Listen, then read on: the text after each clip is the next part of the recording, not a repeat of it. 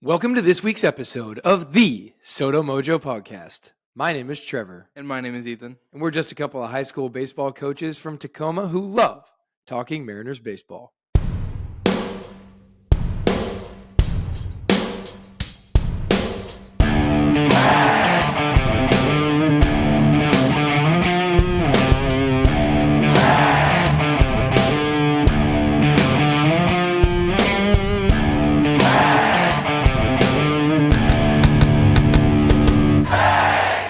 Bro, why were you smirking? I don't know. We've done this like 23 times, and I know, you're but- over there like laughing at our normal Some of your introduction. antics before we hit record are hilarious. Well, I got to warm up the face. I got to get like stretched out a little bit. As you could tell by listening to my voice last week, I did not warm up my voice enough last week. Yeah, and I'm a little better. Just a Mostly. little. Allergies are just killing me. Well, dude, you know what? It's the pollen, bro. It's the Oh, pollen. man. Oh, I'm hurting hecka bad, coach. I'm hurting hecka bad. Let me get another. Let me get another. Oh, gosh, baseball. You get a ton of inside jokes, and none of you understand them except for Civi, who's probably listening. We're so back. Welcome, Civi. Hey, we're back, and we're recording closer to our normal time. Still not exactly on the normal day that we do. So we're recording on Wednesday. Hopefully going to get this bad boy up today. If not, it'll be tomorrow. We have, what's funny is we don't have a ton to talk about. We don't. And then we filled out 4 pages of notes because Trevor filled out 3. I filled out 1. false. That is false. Anyways, let's move on. Hey, you know what? We have seen, I'm tired of talking about like injuries every week. I feel like I know. we have to talk about them though, unfortunately, because they're like with bigger players. Yeah, Spencer Strider, the next Tommy John Victim. victim. Yeah, Daniel Bard, another Tommy John victim. I think this is going to be a second one. Yoan Moncada strained his adductor running to first base. He's now out for 3 to 6 months. Not good. That guy is very injury prone. So are the White Sox in general, and also the White Sox are a mess. They're also just bad. Yeah, That they're also, like 2-14. Yeah. I mean, they're like not even as bad as the Marlins. or the A's, Yeah, well, the A's have been surprising people. which we'll talk about. Yeah. Yeah. And then that's really it for injuries. I mean, se, yeah, for around the league. So I mean, Strider went under the knife with TJ. Daniel Bard, same thing. So these things are happening. On the free agent side, the White Sox did pick up Tommy Pham, which honestly was kind of weird that it took so long for him to find a home. Because even in the he's actually a postseason, good player. he played great for Arizona. He's a good player. So that was a little bit shocking. I heard some rumors that he was like a locker room guy. Yeah, he's a head case. Yeah, like he's not a great teammate. Remember a few years ago when he punched Jock Peterson in the face? Well, but Jock Peterson has a punchable face. I mean, who knows? It's fantasy football though. Hey, we've all been there. We've all felt. He also has an issue with his eyes that he can go like one of his eyes can go blind at like any second, which I found interesting. That's crazy. Yeah, That's crazy. So, I put this in the notes. Who do you think leads the league in on base percentage? Mariners legend, by the way. This is why I put this. Mariners legend. He has a 500 on base percentage with enough qualified at bats. Jake Fraley, after watching the last 2 games, It is not Jake Fraley, but it's a good guess. he plays on a team that wears red. They're in the National League. Don't want to give you the team. Oh, Jesse Winker. Yes. Yeah. Yeah. He has- Jesse Winker. So he has 2 stolen bases. I saw already. He does. I didn't see that. Isn't that wild? Yeah. And then he has 2 home runs. Like He also has 2 outfield assists. I was gonna say he has 2 outfield assists from like throwing dudes out at home on lasers. And, Yeah. I mean, good for him, man. Like he wanted to be closer to his daughter. Like him being on the East Coast is better for his mental headspace. Obviously, he had a rough year with the Brewers last He's got year. long hair now.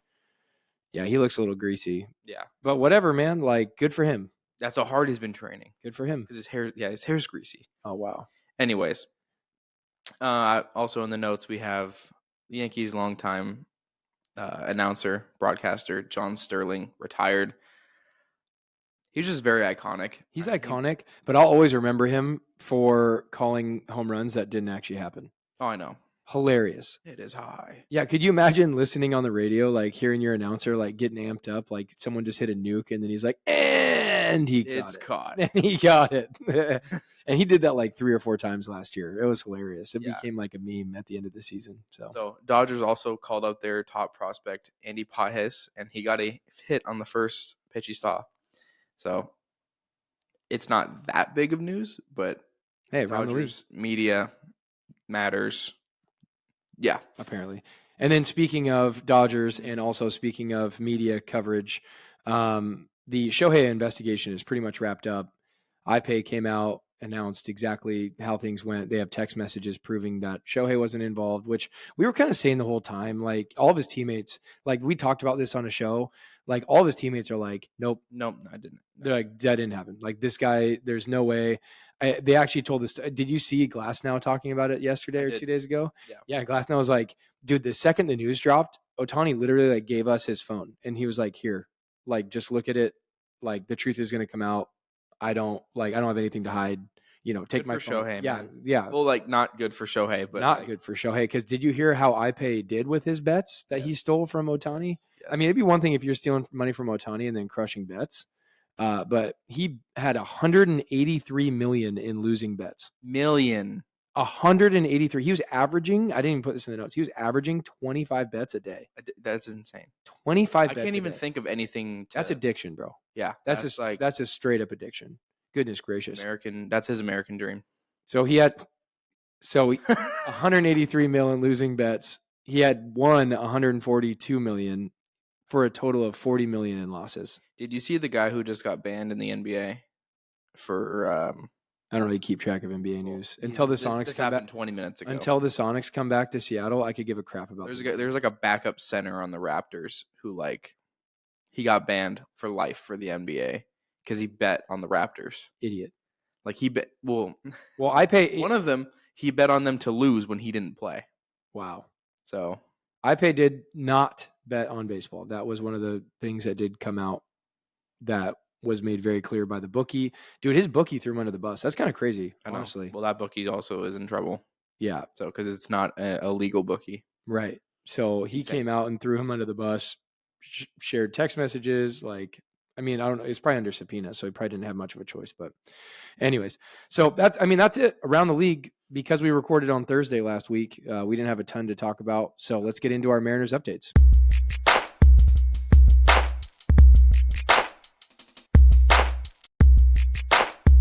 All right, so we have some cool updates that have happened with the Mariners. Obviously, some downsides with those upsides. But one of the biggest highlights is that Jonathan Clase got the call-up. Which was really shocking. I was surprised. I mean, with Samad Taylor, with how well he did, and honestly, I talked about it on our page. It's so funny, dude. There's some people that like really take stuff personally. Like, it's kind of weird. I literally put on a post just saying, hey, surprised by this.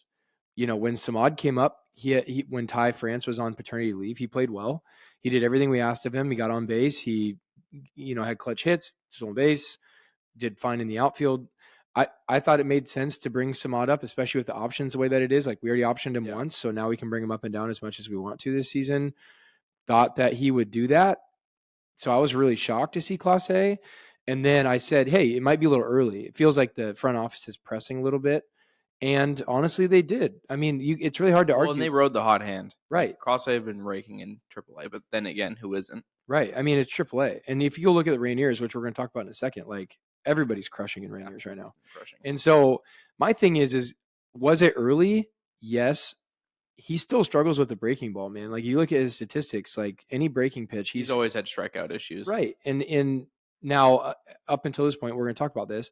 He's done well the 2 games that he's played in and has hits in both and RBIs in both. Yeah. Right. So he's doing fine. And I think performance-wise, I mean, he's made all the plays he's needed to in the field. No glaring weird things defensively. It's been 2 games, so not much to expect. Boy, he's quick out there. And he's super fast. I mean, he made that play in the corner yesterday where he had to cover a lot of ground and made it look. He almost really overran it. Right. And then at the plate, for the most part, looks comfortable. You can tell he's hunting fastball though. Like just looking at his leg kick, he's hunting fastball. Like he's not even trying to hit off speed stuff. Yeah, he so he's a switch hitter, if you don't know. He really struggles with hitting right-handed from what I've seen. It looks like he's just kind of slapping the ball around, which is fine.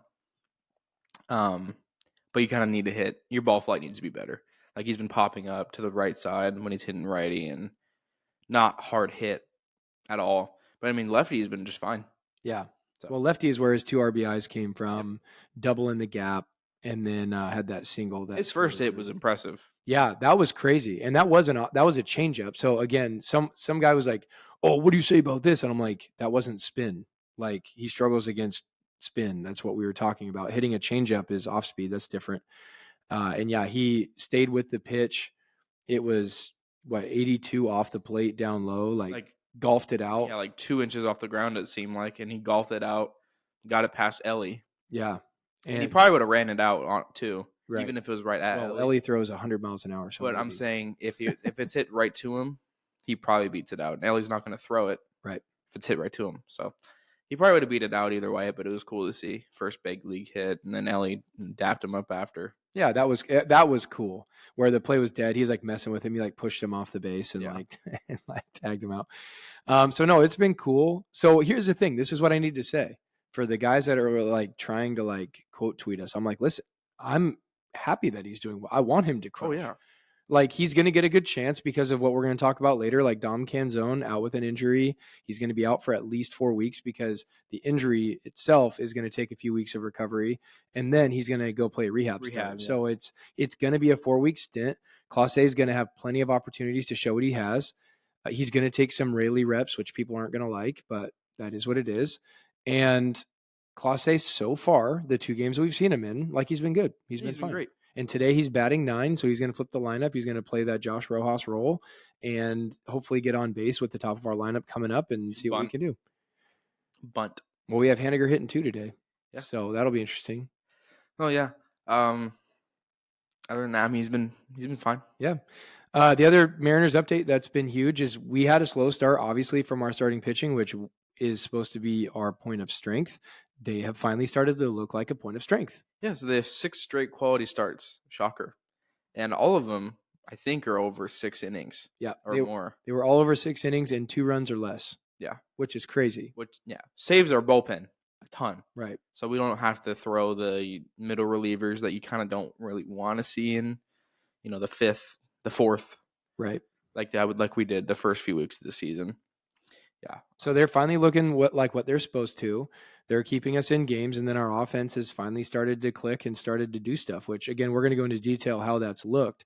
But we're finally looking like what this team was designed to do, which was starting pitching, quality start, give us 6 innings, less than 3 runs, and that should be enough to keep us in every game, and then come in and close the door with our bullpen, which, as we continue to get guys back from injuries, should just get nastier and nastier as we go. And this is the worst the bullpen will be. Right. As long as we stay healthy, this will be the worst the bullpen gets. Yeah. And we're going to lean more on Munoz and Stanek than we probably want to early on. And what's going to happen is eventually those guys come back. They're going to come back from injury. We're going to get deeper. We're going to get stronger. And then it's going to be, hey, starting pitcher, go out, give us a quality start. Great. Bullpen, come in, close the door. Great. Offense, can you do anything more than 2 or 3 runs a game? Yeah. Like, if that's the case, we're going to win a lot of games. You score more than 1? Right. Realistically. Yeah. But I did want to take a second to talk about minors. We're probably not going to do this every week. Oh my gosh. The minor leagues. Goodness gracious. That is not a pause. Get out of here. Also, if you don't talk child, pauses. Yeah. Anyways. So I only know because I coach teenagers every day, and they like to say that all the time. So here we go. So some minors highlights from the minor leagues in baseball. Is that a better way to say it? Yeah, sure. Okay. I did want to talk about this because our minor league system is absolutely destroying right now. So Rainiers right now, so our AAA team here in Tacoma, they're 12-0 or 12-4. Geez, 12-0 would be insane. 12-0 would be nuts. No, 12-4 on the season with a plus 44 run differential. They won yesterday. They won 14-0. Right.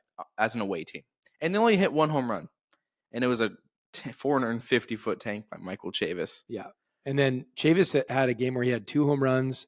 Bliss, I think, had a triple yesterday. He did. Yeah, like we're seeing all kinds of guys perform at the AAA level. Our DH is hitting 9th. We have not been this deep in Tacoma in a long time. I mean, Samad Taylor's crushing down there. So I mean, like they're all. Yerski's dead. And then Diaz pitched yesterday and threw a gem. Yeah, his ERA, by the way, in 3 starts is .38. Yeah, that'll do. Dallas Keuchel's dealing down there. I'm just saying, like, overall, this Rainiers team, bro, like when it gets a little bit warmer, I'm not really a huge Rainiers fan in April, but Yeah. during the summer, man, it's going to be really fun to go watch this team. Yeah, Jonathan Diaz in 4 starts is 3-0 with a 0.38 ERA in 24 innings pitched, 27 strikeouts and a 0.7 WHIP in the PCL, which is known for like being hitter friendly. All those ballparks over there are hitter friendly, and he's dominating. Yep. Just saying, man. And then we 5 see starter. Yeah, and then Arkansas, so our AA team, they're 6-4. So that's the Harry Ford, the Tyler Locklears, all of that. They're all crushing. Even the 4 games that they're in, they were really close games that they just lost, and that's going to happen. And then our Modesto Nuts, so the reigning champs of their single A league that they play in, they're 6-2. So that's the Arroyos, the Colt Emerson, the Ty Pete, the Luis Sizable, the Johnny Formello, Lazaro Montez, all of those guys. And they're all just raking. I mean, it's like borderline unfair, like how much these teams are. This offense is just 1 through 9 is just nasty. That you can't take a break. But what you can take a break with is what team, Trevor? Do not look up north to our Frog Nation because it is rough up there. Oh my goodness.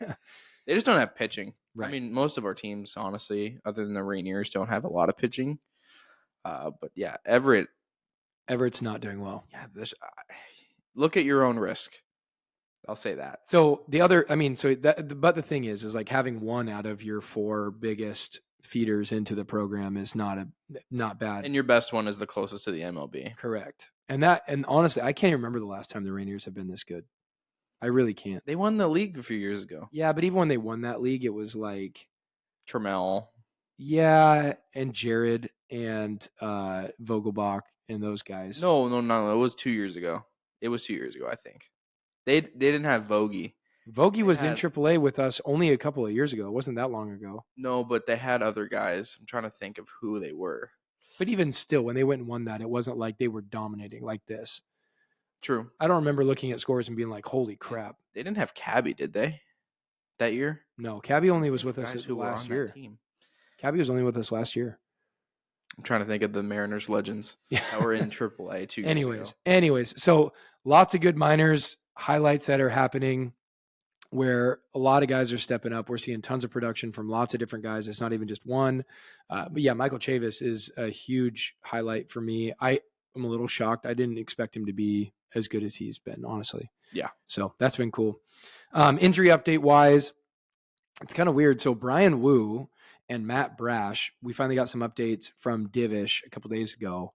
And apparently they're on like a similar timeline to return. So I thought Wu was a lot closer than Brash, and apparently they're not. So they're both throwing live BP down in Arizona. Well, Matt Brash is throwing down in Arizona. I don't know where Wu is at, but they're throwing live BP. And they're on the same timeline. So they're close. Matt Brash, we're still thinking May 1st at the earliest. So that's only a couple weeks out now. And so my guess is that if he is close, that he'll go on a rehab start here shortly, probably in the next week or two. And then same with Brian Wu. So we'll see Wu down in AAA probably. I want to see Wu back so bad. Yeah, so Wu will. If he starts in AAA, I'll honestly go to the game. I'll see it. I'm going to hold you to that. And then injury otherwise. So Santos estimated still to come back mid-May, working towards throwing off the hill. We don't have any new updates on him. Most of the updates we've had have been on Wu and on Brash. And then Canzone, as we talked about earlier, is out. He made a play in left field, which, by the way, how he caught that ball and like finished that play was kind of crazy. Who? Sorry? Canzone. Oh, yeah. You're all distracted over there. What's going on? I saw the clip.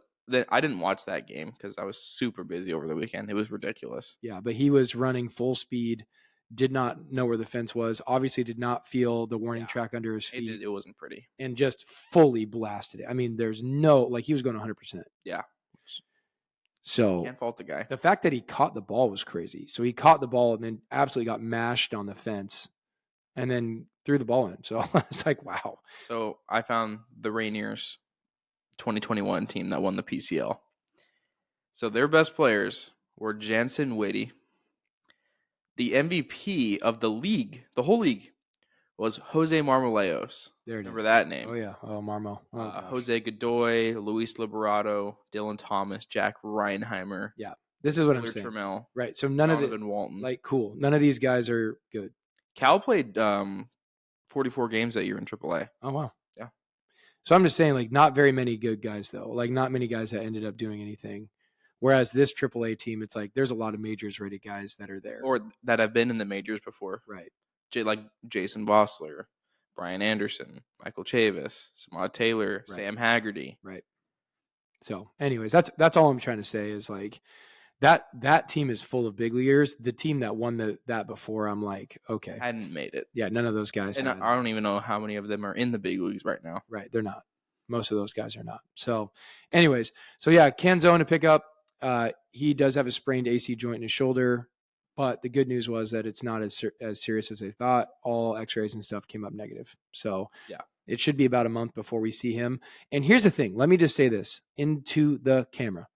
Okay, I am hoping that Clase does so well that when Canzone is ready to come back, they have a really hard decision to make.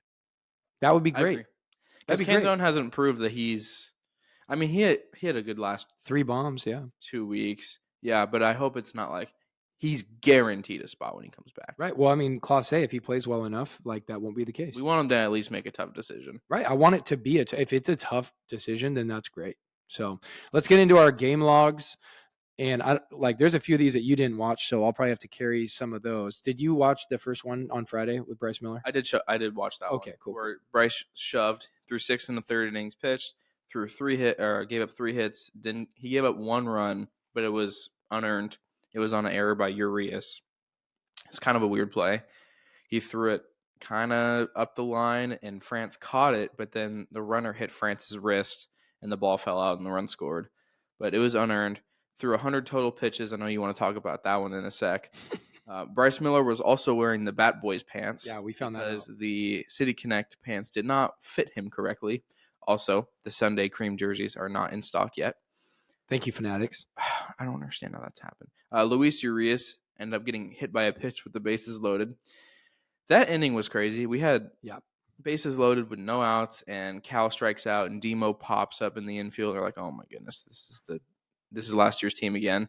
And then Urias is in a 1-2 count. Urias in a 1-2 count, and he gets hit in the knee by a slider. And it hurt, dude. It hit him square. Like that would hurt so bad on the inside of your knee. Yeah. And then he had a good defensive night dude, too. He was unreal. Yeah, he was crazy that game. Like sliding plays in foul territory, hard hops. Hard hops off to his left. Like he made strong throws. His arm looked. That's the best we've seen Urias. That's the best we've seen Urias. Period. Absolutely. And then Julio had a 2-run single, and then the broadcast started glazing him a little bit. Immediately followed by a Ty France RBI single. So we ended up scoring 3 runs in 2 pitches, and that was kind of the offense for the day. It ended after the 4th inning, and then nothing really happened the whole game other than the Urias defensive plays until the 9th, where Stanek came in and he gave up an absolute shot to Michael Busch, who destroyed us the entire series. He's hit 5 games in a row. Yeah, 5 games in a row with a homer. Yeah, he's on a heater. Yeah, heater. He had been barreling balls up off Bryce too earlier that game, so it was bound to happen. Honestly. Yeah. So to get back to Bryce Miller, and I honestly, I'm going to leave it on this show. I don't need to keep dragging this thing out, but I was a little vindicated. I like using that word. I was vindicated, bro. So Bryce Miller goes out. He's shoving. Okay. He came in the 7th up 4-0. He came back into the game at 88 pitches. So not a week before, I was getting flamed online because people were saying that I was objectively wrong, that I was stupid for even suggesting that when Bryce was at 78 pitches through 7, that how dare I suggest that Bryce go back out and go batter by batter in the 8th inning with a short leash. So I literally make this whole thing. We get in this. I talked about it ad nauseum last show, so I'm not going to go into huge detail here. But anyways, we get to the end of that whole thing. They're there's so many bootlickers out there. Dude, they're like, oh man, you're just wrong. You're dumb, blah, blah, blah. I'm like, okay. I think we can agree to disagree. This feels subjective. It's an opinion of mine, and you have your opinion, which is great. Not objectively right, not objectively wrong. Just different opinions about how we would go about it. And then what happens? Ethan? Then on Friday, Bryce Miller, he's at 88 pitches through 6. So if all of the reasoning that everybody had online, which is he's a young arm, why would you burn it up? He's up 4-0. We have a good buffer. Oh, we don't want to make sure that we want to make sure he stays confident and not lose any confidence because he gives up a run late. We don't want to, all of the things that I was told, oh man, like this is the wrong choice. What does Scott do? He brings him back out. He brings him back out. And what does he do? He goes batter by batter. Bryce Miller strikes out the first guy, walks the second guy, then they pull him out at how many pitches? 100. 100. Guys, this is what I was talking about. He literally, ironically, like I guarantee you, the people that were flaming me were watching this game going, geez. Because he literally did the exact thing that I had suggested he do a week before. And he pulled him at the right time. He pulled him at the right time. He did exactly what I said he should do, which was fine. Have your guy ready in case that guy gets on. Right. And then you're out. And that's exactly what he did. And it was totally fine. And this is what I was saying. So again, had Scott pulled him at 88 pitches through 6, I was fine. Like that would, I wouldn't have been stoked on it, but I understand it. I get it. Like 88 pitches, especially, that's 10 more than we were talking about the week before. Mm-hmm. I'm totally fine with him pulling at 88 there. I actually was watching that game when he was at 88. I was like, yeah, probably going to pull him here. Then we come back from commercial break. Bryce Miller's back out there. I was like, what the heck? Okay. And then I go on Twitter and weird crickets. Mm-hmm. Nobody's got anything to say. I go back on that thread. Hey, where are we at? So now you're in a weird spot because either you have to admit that I was right, which you don't like to do, or you have to suggest that Scott was wrong and that he was wrong the week before. So, or he's wrong this time because he was doing the thing you said was objectively wrong a week before. So either you have to admit that I'm right, or you have to say that Scott Service was in the wrong this past weekend when he put Bryce back out there at 88. Yeah. So either way, you're not right. Either way, you're not right is what I'm trying to get at. And I just get freaking, I'm like, dude, on Twitter especially, like we're just trying to talk, right? We're just trying to engage with people. We're just trying to have discourse. We're just trying to talk through different things. Don't come at me like I don't know anything about baseball. Literally, Scott Service did the exact thing that I was suggesting a week before.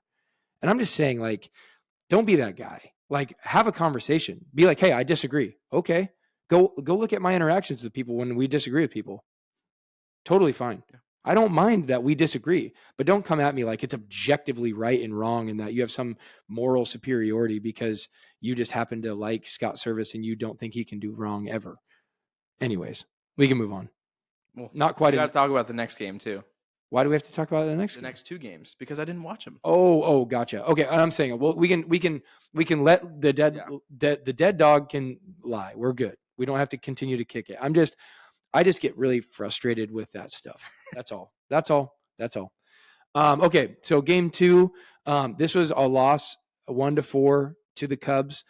And honestly, man, Emerson Hancock was starting against Imanaga, and I was nervous. Because Imanaga has been nasty all year. He had not given up a run yet.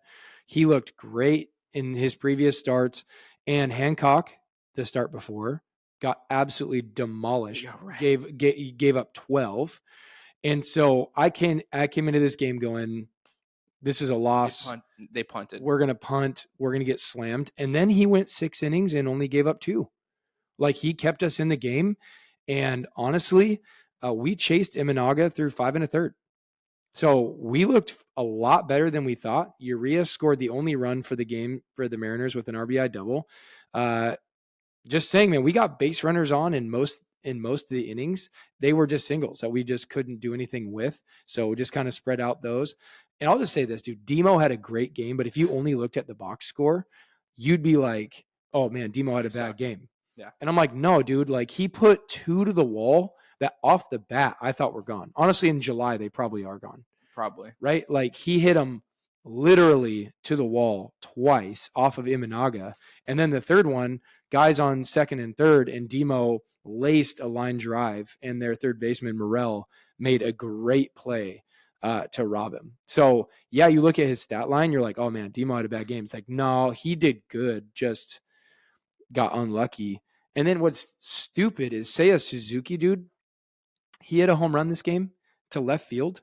and it looked like his like bat path was way underneath it. It looked like a prime pop-up, like a prime pop-up. And somehow that goes out.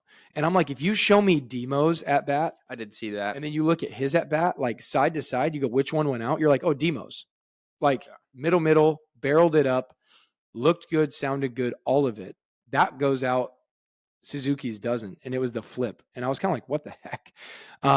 Tyson Miller, he was sharp except for one mistake, and he made it too. Michael Busch, who hit yet another home run. But offensively, we just couldn't get it going. We were putting the ball in play. Honestly, we just were really unlucky with where the balls ended up going, and just couldn't link any hits together. So we lost a game that we thought we were going to lose. And then you didn't see Sunday either, right? Nope. Okay, what was your face? Is there breaking news or something? So I just saw two things on Twitter as I'm scrolling. One is Sam Haggerty got reinstated from the IL, but he got optioned to Tacoma. Okay, so nothing really changed. So same story. But then I just saw Ty Buttery pitched yesterday for Tacoma, hit 99 on the first pitch. Yowzer. Dude, I didn't know he was capable of that. Yeah, I didn't think he had that in the bag. Sorry, I was unfamiliar with your game. Okay, and then Sunday. Now Sunday's game was so frustrating, dude. Yeah, on so many levels. So first of all, Castillo started. He looked way better, top to bottom, way less wild, way closer to the zone.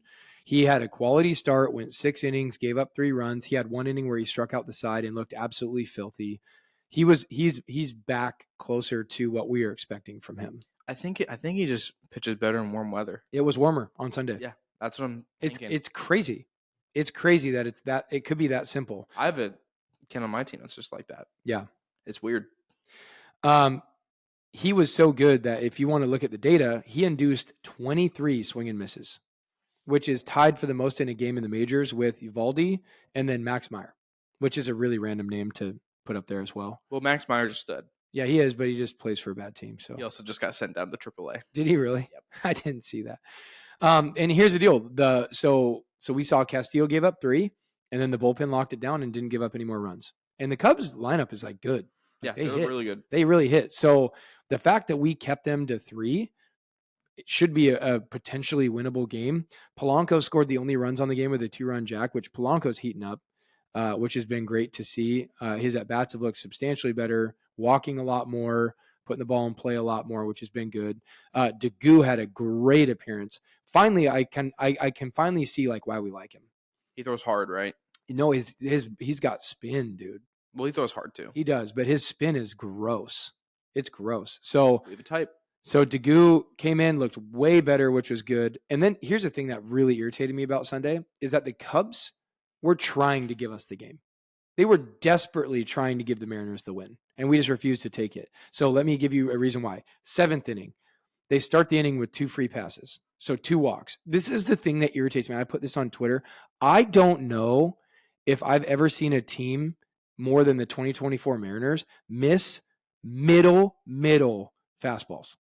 I don't know if I've ever seen a team miss this many middle pitches, like fouling them off at best. And we're talking middle fastballs. And then on the other side of it, I'm like, baseball is a game of maximizing on the other team's mistakes. Like when they make a mistake, you take advantage and you go do damage with it, whether that's a pitch that you missed down the middle, whether that's them starting with a walk or having an error in the inning. You have to put your foot on the throat when they give you the opportunity. So in the 7th, we start with 2 free passes.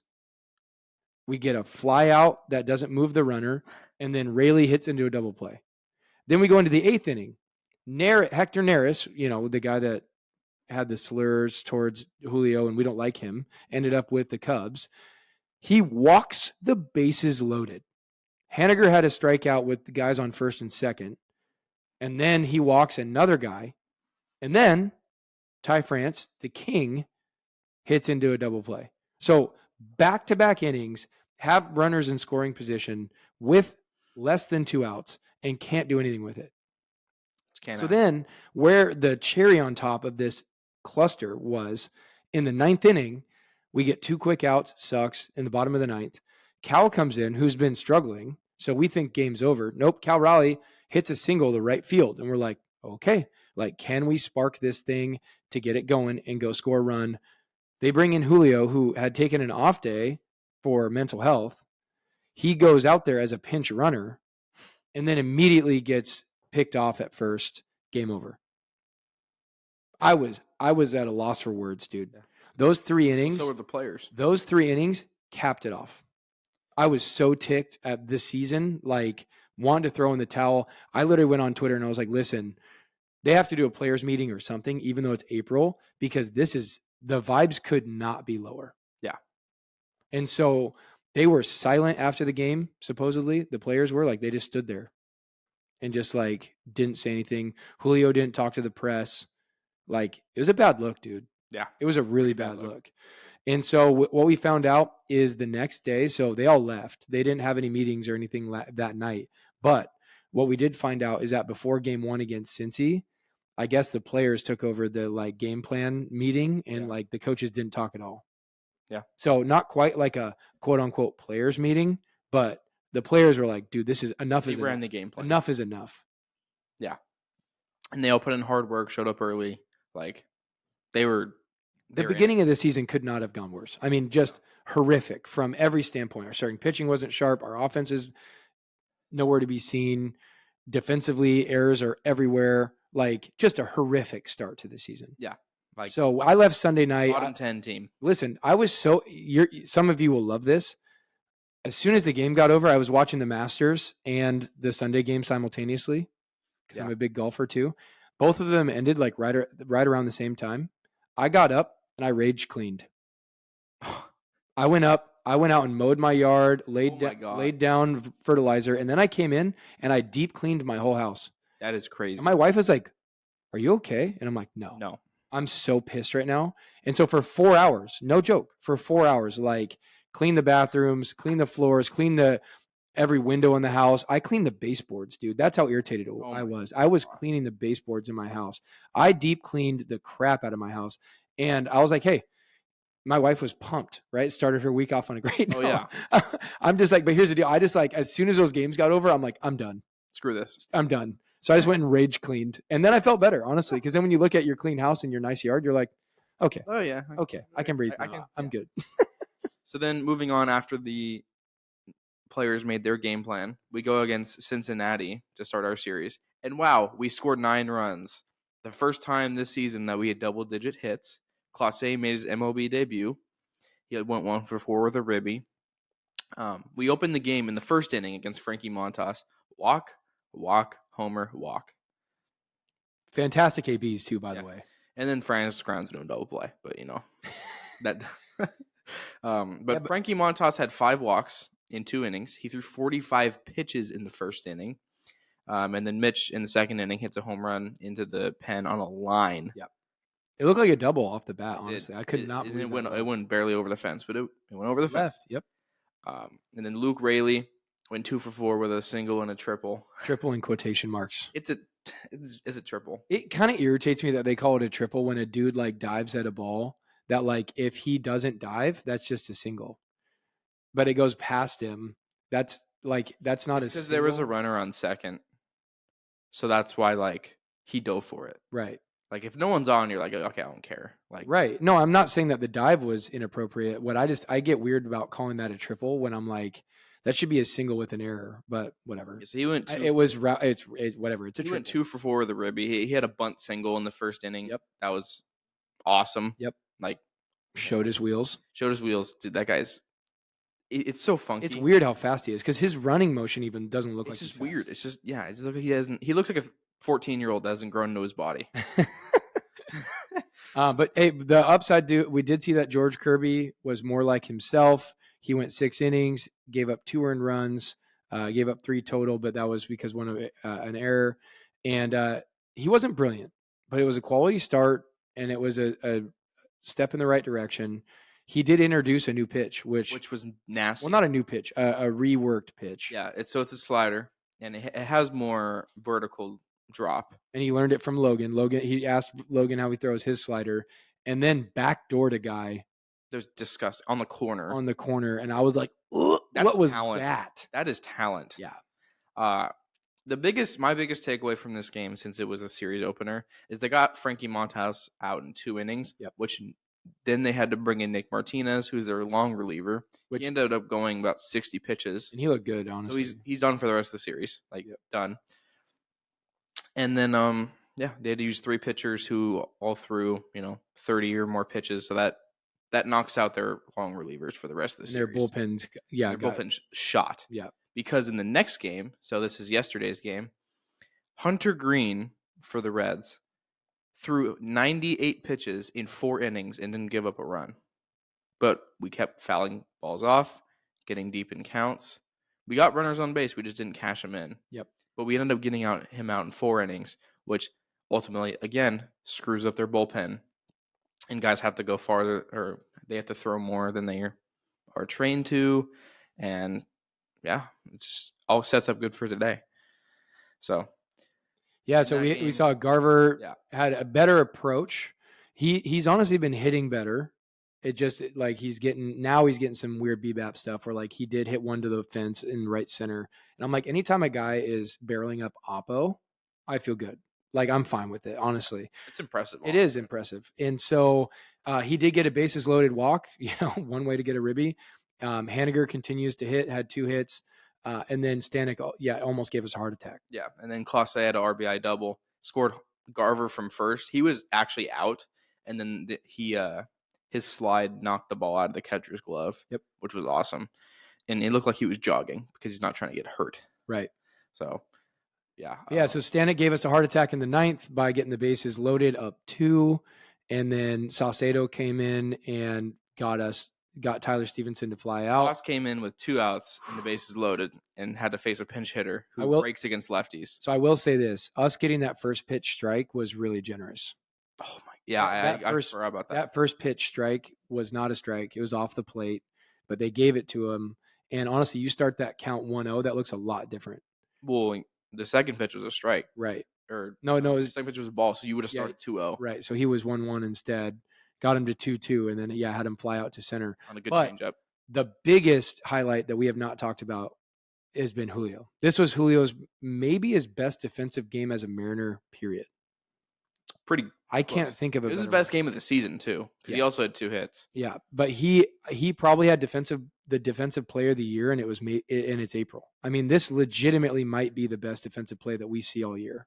Yeah. So first of all, he tracked down a ball in left center that is 5% chance for him to catch. Yeah, and he overran it. Right. Which is insane. And then the Reds end up getting Ellie. Yeah. It's the top of the 7th, 2 outs. Reds have first and second. They pinch hit Nick Martini. He hits a line drive up the middle to Julio. And Julio throws to third to get Ellie and they tag him out before Fraley scores. So they don't score. Right. And it was a seed of a throw, yeah. And he didn't even set his feet. Oh, I know. His glove was all the way out here. He threw it like on the run, and it was a seed without a hop to Josh Rojas, and then Josh Rojas honestly put down a phenomenal tag too. It was Ellie. It was a great play to get Ellie, who was just trying to go first to third. Ellie goes first to third with ease every day with 2 outs. Like, so he's running on contact, and he's like arguably one of the fastest players in all of baseball. I think he is the fastest, if he's not the fastest. Yeah. And then Julio throws him out, and then Fraley kind of jogged the home plate. Well, he was sprinting around the bag. I watched the replay again. So he was sprinting around the bag, but then his teammate gave him 2 hands up, like, hey, you're up, no big deal. And he throttles down the last 3 steps, and that was enough. We got the out before Fraley crossed the plate. Insane. It was honestly one of the coolest plays I've seen in a long time. Yeah, with great defensive effort. So honestly. The big defense has honestly picked up the last. No, finally, our defense is actually playing baseball. It's shocking when you make the routine, and then you can go out and make a special play here or there. Like, it really adds up to good results. Yep. Crazy. Look what happens. Yeah. So anyways, lots of good things ahead. It feels like the momentum has swung. Hopefully we got our first our first series win yesterday, and we have a chance at a sweep today with Bryce Miller back on the bump. So that'll be really interesting. That's coming up Andrew this Abbott. afternoon. So the lineup today is all righties. JP is an off day. So that means Demo's playing short. I think it's literally all righties today. I can't think of any lefty that's in the lineup because Cal's switch hitter. Clase is a switch hitter. Polanco's a switch hitter. Polanco's So So yeah, it's probably all righties. But anyway, so we'll see how they finish up the series today. Let's get into our division updates.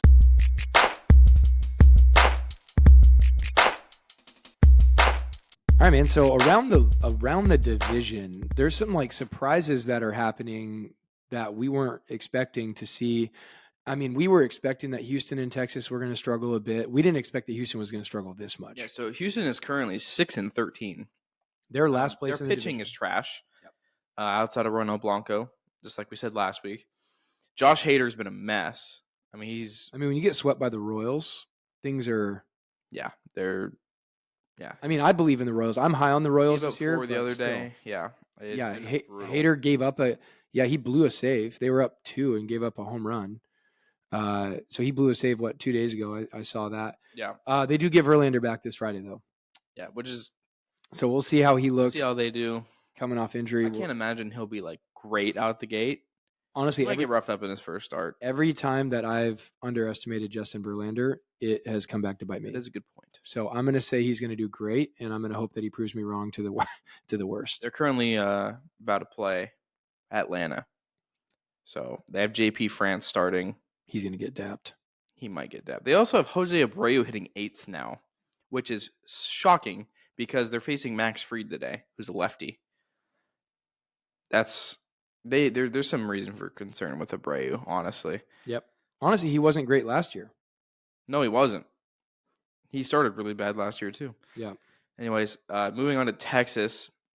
The only really update we have is they called up Jack Leiter. Because their starting pitching starting pitching has been brutal. I mean, they're 500 right now, and the only reason why they're even 500 is because of their offense. Mm-hmm. And this is what we were saying early on, and this is what's kind of been the most frustrating part about the Mariners not starting hotter, is that we knew that these two teams were going to struggle, and we needed to take advantage early, and we haven't. Yep. So they're currently tied with the Tigers. But yeah, Texas is. They're not good right now. Yeah, they're not. They're good. not playing great. So we need to continue to win. Yesterday, when we won against Cincinnati, every other team lost. So we took a full game on everybody. We're 1 game out of first place. And we're 8-10. Which is crazy. So literally we could, if we win today and we get the sweep, which would be great going to Colorado, and then we play Colorado, like that need to win that. That should be a great series for us to like really get some momentum. I mean, there's a legitimate chance that by the time we get to the end of the weekend that we're in first place. Like there's a serious possibility of that happening. So we'll see. LA continues to be LA. They continue to lose games in the weirdest ways possible. Did you see what happened yesterday? Yeah. So for the people that didn't know, so LA was up 4-3 in the bottom of the 10th against Tampa, and Tampa has a runner on third and 1 out. Yandy Diaz hits a comebacker to the pitcher. The guy between third and home is like dead to rights. Pitcher looks over and then like gets scared all of a sudden, throws to first wide, the run scores, and then Yandy goes to second, and then the Rays walk it off. Lose an angel. They walk it off on an infield single too. Yep. By known outfielder Ahmed Rosario. I don't understand how they do it. I hate the Rays so much. I hate it. I told you, bro. You look at their roster and you're like, how does this team win? I don't know, but they're the Rays. They always win something somehow. Their coaching is unbelievable. And then honestly, one of the biggest surprises so far to me has been Oakland. Like they're 7-11. Yeah, they're not like they're not the worst team. They're not the worst team in baseball, which after watching them all offseason, you're like, how are they not worse? Mason Miller is an absolute dude. He'll be in AAA next week. You know that. Yeah, right. As soon as he crushes, he's hitting 104 miles an hour. Insane. Which is nuts. Just blowing it by guys, making them look like they're standing still. And I mean, is he trade bait, you think? Yeah, 100%. I mean, the guy's throwing smoke in Oakland. You think that they trade him at the deadline? Yeah, I think they trade him before the deadline. Wow. Well, what is Oakland's direction? Down. That's all I can say. Like they're gonna get him at his peak value. And then Ruiz finally gets recalled back up from AAA. I did find out a reason, by the way, that like it's them manipulating service time. They get an extra year of arb control by putting him down the way that they did. Because we're literally in shock. We're like, why are you sending down a guy that's producing for you, one of the fastest guys in baseball? Like, he is hitting over 300. And then come to find out, oh, it's because they're manipulating service time. So you're like, oh, okay. And then he comes back, and then what does he do his first at bat? Goes yard. Of course. But good for him, though. You know what? I should have quizzed you. You always quiz me on dumb stuff that like you happen to see that I don't. I should have quizzed you that which team in baseball from the pitching side has the best barrel percentage, the best hard hit rate, and the best exit velo in Major League Baseball from their pitching core. I mean, I'm not looking at the notes right now, but I'm assuming it's Oakland. It's Oakland. We're talking about Oakland. Yeah. How crazy is that? I saw that this morning. How nuts is that? That's insane. Right. So I'm like, there's no crowd juice. That's why. Yeah, that's probably true, honestly. So where we stand in the standings, starting at number 5, just because I love saying this, the Lastros are 6-13. Oakland is 7-11. Mariners are 8-10. Angels are 8-9. Rangers are 9-9. So nothing like the 9-9 first place. Goodness gracious, our division is not off to a great start, which we figured, and we really need to get hot here and go on a runner. That would be helpful. Yep. Let's get into our player of the week.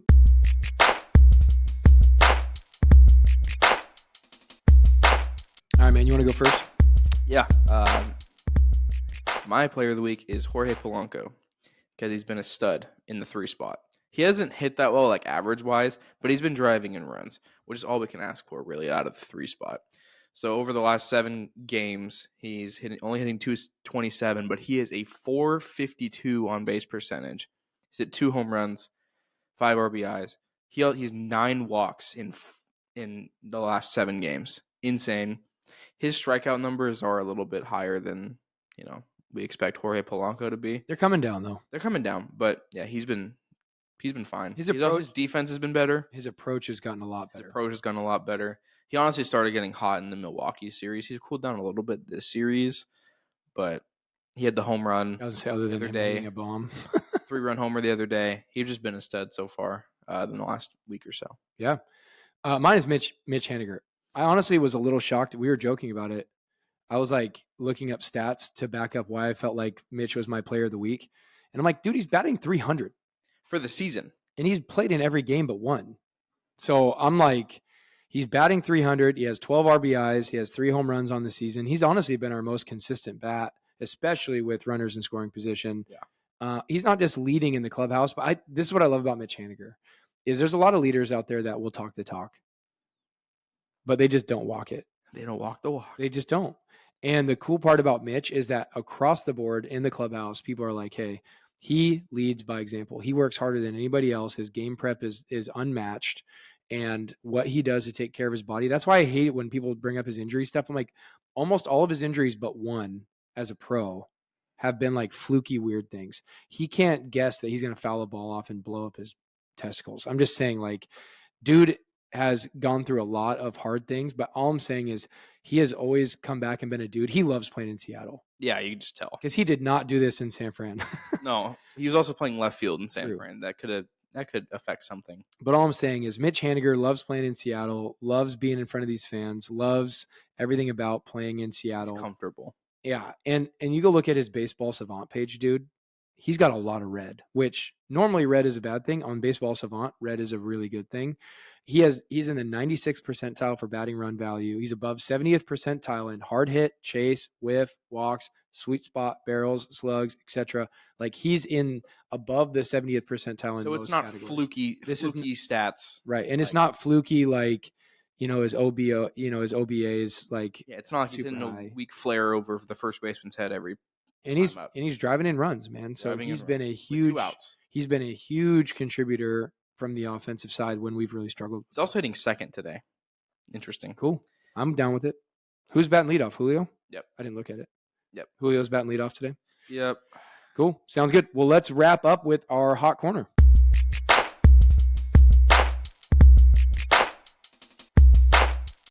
So mine doesn't really apply to today because we are basically batting all of our right-handed hitters today. Is that Josh Rojas needs to be higher than 9 in the batting lineup? I don't care. We're finally to the point. Now, listen, I will say this. having a number 9 hitter that flips the lineup card as well as he does. So he's walking a lot. He's putting the bat on the ball. He's batting .333. He's got a .799 OPS. He's putting the ball in play. He hits in big spots. Like there's been a couple games where he's kept the line moving to get us to the top of the lineup to go win games. I understand the value of having a guy like that batting 9, but when you have the guy that has the highest batting average on the team batting 9th this far into the season, like it's not like a fluky, like 3 games, you play the first 3 games and your average is .333. It's no, like we're quite a ways into the season already, and he has a .333 average and puts the ball in play.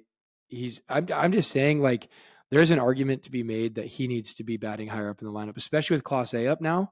If Clase A is up, I love him bat 9, which he is today, right? Yes. So I like Clase A batting 9 and playing that role. Josh Rojas that's my hot corner. He has to bat higher in the lineup, man. Yeah. So for the lineup today, it's Julio, Mitch, Polanco, Garver, Ty France, Cal, Demo, Urias, and Clase. I like Clase We A could at the win 9. with that. Yeah. Yeah. I like Clase A at the Going 9. against a lefty, Andrew Abbott, who's a stud, by the way. The Reds just came out with their lineup. This is weird. So India's hitting first, and then it's Will Benson. That's happened every game of the series. And then Stuart Fairchild is hitting third. Okay. Followed by Spencer Steer playing first base, who's played outfield the last 2 games. Jake Fraley, Ellie, Tyler Stevenson, Nick Martini, and Dude, Santiago. why are they not batting Fraley higher? Why are they not betting Martini higher? Well, I'm just saying Fraley has looked really good this series. Yeah. I mean, other than getting thrown out at second. But I'm just saying Fraley's been on base. He's been a menace. He's putting the ball in play. He's walked a bunch. Honestly, Fraley's had one of the best series out of all of the Reds. It seems like they're leaving Candelario out the lineup. That's weird. Oh, that is super weird. Yeah. I'm trying to think of who played first base for them the other days. Someone. I'm not really sure. But yeah, really odd. Anyways. So my hot take is that Mitch Garver's going yard today. I hope so. I think it's going to happen. His at-bats have gotten better. He's still flailing a little bit at the breaking pitches off the plate, which hasn't been great, but mostly his at-bats have looked better. And like I said, he's been squaring up the ball and just hitting it right too, guys. So hopefully that starts shifting today. I would love a bomb from Mitch Garver. That's the other guy that they're giving an off day to, Christian Encarnacion Strand. Oh, there you go. Who's been hitting third both games. And he ate us alive that first game. Yeah. He also was really good against us last year. Yep. So they're giving Encarnacion and Candelario days off, which is so odd. With Bryce Miller on the bump. Yeah, like I don't understand that. And you'd be like, okay, Stuart Fairchild, he's a lefty. No, he's a righty hitting against Bryce Miller. What are you doing? Okay. Stuart Fairchild, by the way, was DFA'd by us a few years ago. That's the caliber of. That's like if we hit. But now that you've said all this, yeah, I know. Now that you've said all this, he's going to eat us alive. We're saying this before the show, or before the game. So I hope for your sake he goes 0 for 4 today. But it's like, imagine if we hit, like, I don't know. If we had Jorge Polanco take an off day and then Urias hit third against, I don't know, Frankie Montas. Like, that wouldn't make sense.